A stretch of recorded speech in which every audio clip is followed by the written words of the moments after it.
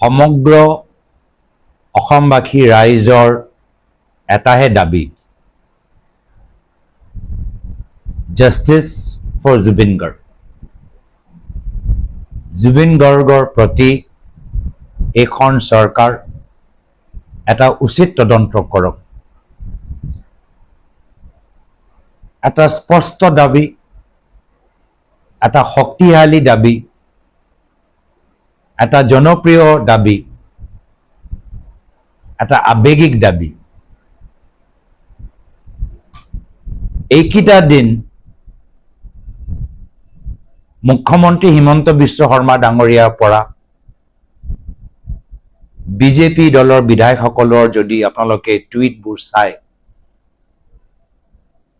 তেওঁলোকৰ কেন্দ্ৰীয় BJP IT সেলৰ যদি টুইটবোৰ চায়, তেতিয়া এটা কথা স্পষ্ট, মুখ্যমন্ত্ৰী হিমন্ত বিশ্ব শৰ্মা ডাঙৰীয়া জুবিন গাৰ্গক ন্যায় দিবলৈ নিবিচাৰে। আৰু তেওঁলোকৰ কথাবোৰৰ পৰা এনেকুৱা এতিয়া আমি ইংগিত পাইছো যে জুবিন গাৰ্গক ন্যায় দিয়াতকৈ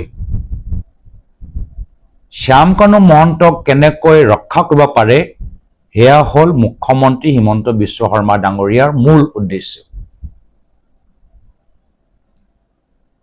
সমগ্ৰ অসমবাসী ৰাইজে শ্যামকানু মহন্ত আৰু সিদ্ধাৰ্থ শৰ্মা লগত থকা গোটেইবোৰ তথ্য জুবিন গাৰ্গৰ মৃত্যুলৈ জানিবলৈ বিচাৰে।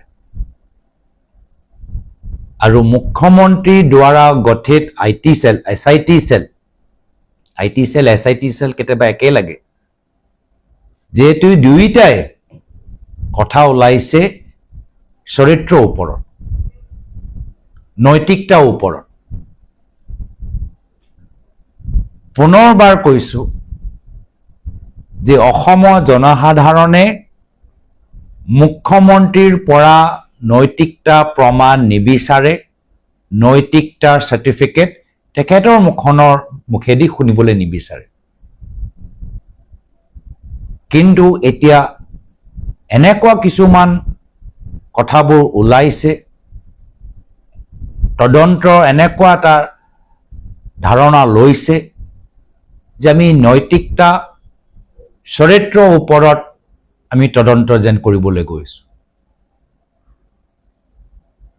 নৈতিকতা আৰু চৰিত্ৰৰ ওপৰত আমি SIT বিচৰা নাই, নৈতিকতা আৰু চৰিত্ৰৰ ওপৰত আমি তদন্ত বিচৰা নাই। আমি বিচাৰিছো জুবিন গাৰ্গৰ মৃত্যু কেনেকৈ হ'ল। আজিৰ তাৰিখত SIT ছিংগাপুৰত গৈ অসমীয়া মানুহখিনিক প্ৰশ্ন কৰিবলৈ পদক্ষেপ লোৱা নাই। যি হোটেলত জুবিন গাৰ্গ আছিল,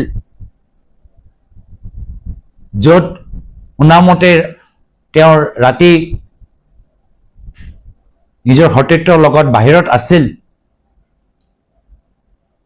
যি ইয়ট, সেই ইয়টৰ লৈ যি স্থানত গ'ল, এইখিনিৰ ওপৰত SITৰ ফালৰ পৰা কোনো পদক্ষেপ নাই। আৰু সেইকাৰণে এইকেইটা দিন আমি দেখিছো যে মুখ্যমন্ত্ৰী শ্যামকানু মহন্তৰ কথা ক'বলৈ বাদেই দিলে, অন্য প্ৰসংগৰ ফালে টানিবলৈ বিচাৰিছে। তাৰ মানে স্পষ্ট যে তেওঁ শ্যামকানু মহন্তক ক্লিন চিট দিবলৈ বিচাৰে।